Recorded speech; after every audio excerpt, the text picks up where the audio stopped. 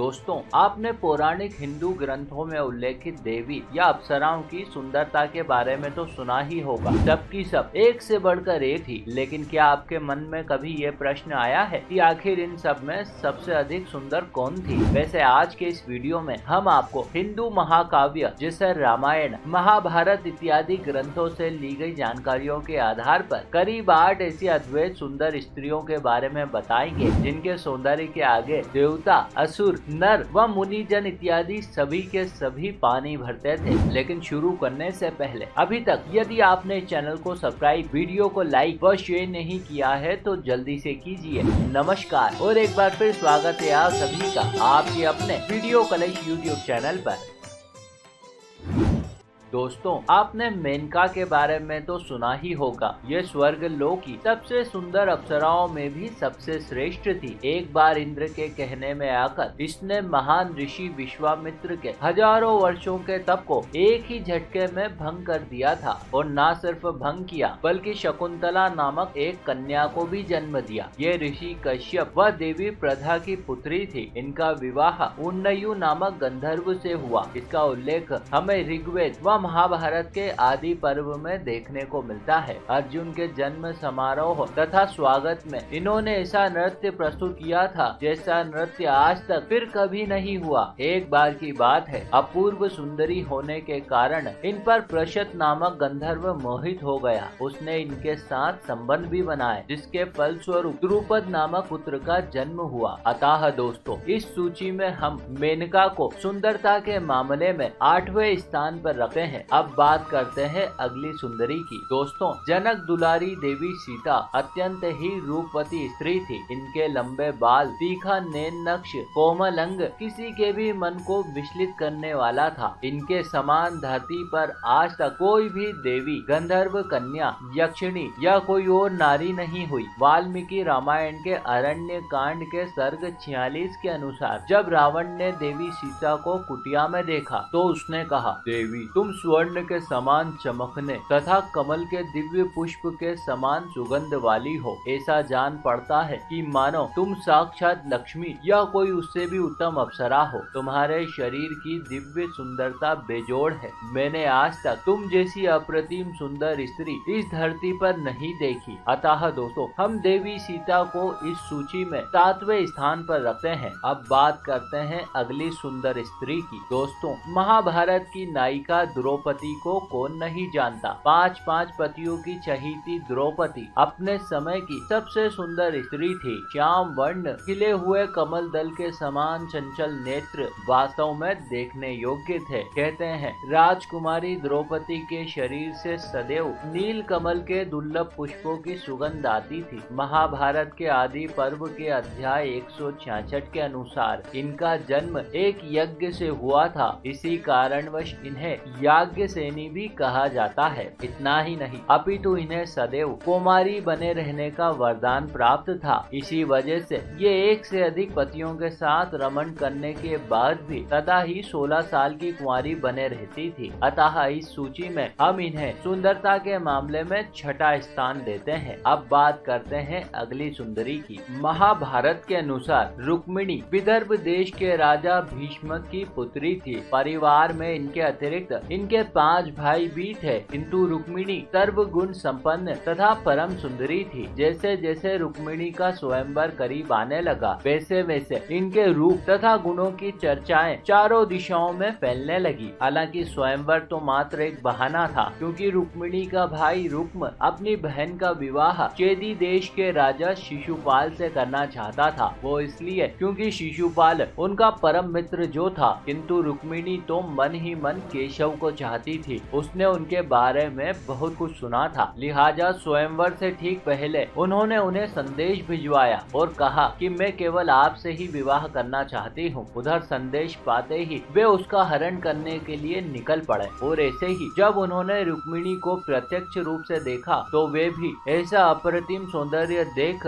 मंत्र मुग्ध हो गए। ऐसी परम सुंदरी उन्होंने पहले कभी नहीं देखी थी। वो उन्हें साक्षात लक्ष्मी स्वरूपा दिखाई दे रही थी, लिहाजा उन्होंने उन्हें लक्ष्मी स्वरूपा कहा। अतः दोस्तों इस सूची में हम देवी रुक्मिणी को उनके सौंदर्य के कारण 5वां स्थान देते हैं। अब बात करते हैं अगली सुंदरी की। दोस्तों आप देवराज इंद्र के छल कपट से तो भली भांति परिचित ही होंगे। जब भी कोई धरती पर तप करता था तो स्वर्ग में बैठे देवराज इंद्र के मन में यही भय बना रहता था कि कहीं वो वरदान में स्वर्ग का शासन न मांग बैठे। लिहाजा वे स्वर्ग लोक से अप्सराओं को भेजा करते थे ताकि वे अप्सराएं तपस्वियों के तप को भंग कर उन्हें भोग विलास के अंतहीन सागर में डुबो दे। इस प्रकार से उन्होंने अब तक कईयों की तपस्या भंग की थी, लेकिन एक बार उनका पाला बद्रीनाथ में बैठे 2 तपस्वियों से पड़ा। इंद्र को इनके बारे में कुछ अता पता नहीं था। स्वर्ग लोक की एक अप्सरा तो ठीक,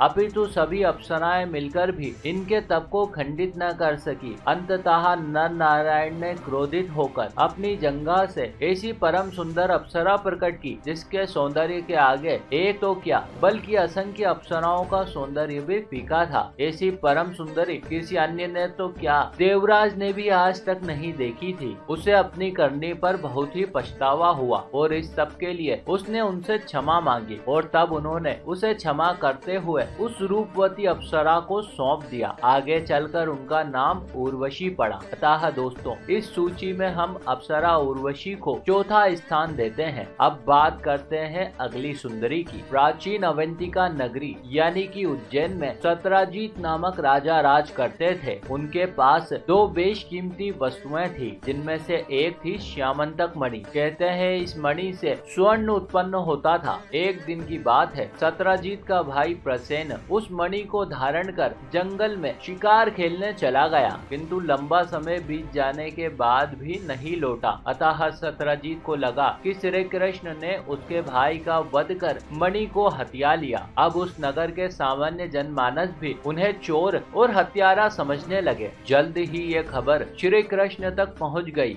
जिससे उन्हें बहुत ही बुरा लगा और वे स्वयं ही प्रसेन को खोजने जंगल की ओर निकल पड़े। वहां उन्हें प्रसेन व उसका घोड़ा मरा हुआ मिला, किंतु मणि का अब भी कुछ अता पता नहीं था। परंतु थोड़ा और खोजने के बाद उन्हें एक रीछ के पास मणि मिल गई। पहले तो दोनों के बीच घमासान युद्ध हुआ, फिर जल्द ही इस बात का खुलासा हो गया कि वो रीछ कोई और नहीं बल्कि श्री राम भक्त जामवंत है। साथ ही जामवंत जी को भी ये पता चल गया कि कृष्ण कोई और नहीं बल्कि उनके इष्ट प्रभु श्री राम ही है। अतः दोस्तों उन्होंने श्यामंतक मणि के साथ साथ अपनी पुत्री जामवंती भी उन्हें सौंप दी। तदनंतर कृष्ण मणि और अपनी पत्नी को लेकर सत्राजीत के पास पहुँचे। इस पर राजा सत्राजीत को बड़ा ही दुख हुआ, साथ ही उन्हें ग्लानि और लज्जा भी हुई कि कैसे मैंने निरपराध प्रभु श्री कृष्ण को हत्यारा और चोर कह दिया। उन्होंने माधव से क्षमा मांगी और मणि के साथ साथ उन्होंने अपनी दूसरी बेशकीमती चीज यानी कि अपनी पुत्री सत्यभामा भी सौंप दी। वैसे आपकी जानकारी के लिए बता दें कि सत्यभामा बेहद ही खूबसूरत होने के साथ साथ एक कुशल योद्धा भी थी। इसी कारणवश कृष्ण उन्हें युद्ध पर भी ले जाते थे। अतः दोस्तों इस सूची में हम देवी सत्यभामा को उनके सौंदर्य के कारण 3रा स्थान देते हैं। अब बात करते हैं अगली सुंदरी की। दोस्तों आपने विदर्भ देश के राजा भीम की पुत्री राजकुमारी दमयंती का नाम तो सुना ही होगा। उनकी सुंदरता का अंदाजा आप इस बात से लगा सकते हैं कि उनके स्वयंवर में भाग लेने के लिए इंद्र, वरुण, अग्नि, यहाँ तक कि यमराज भी कतार में खड़े हो गए, किंतु उसे तो कोई और ही पसंद था। दरअसल वो निषाद देश के राजकुमार राजा वीरसेन के पुत्र नल को चाहती थी। हालांकि स्वयंवर में भी नल की शक्ल धारण करके 4 अन्य देवता भी उपस्थित हो गए, किंतु फिर भी दमयंती विचलित नहीं हुई। उसे अपने प्रियतम को पहचानने में देर न लगी, बस उसने वास्तविक नल के गले में माला डाल दी। वैसे बाद में इस दंपति के जीवन में बहुत कठिन दौर आया, किंतु फिर भी वो अपने प्रेम पर अडिग रही और देवताओं का आकर्षण भी उसे विचलित न कर पाया। अतः दोस्तों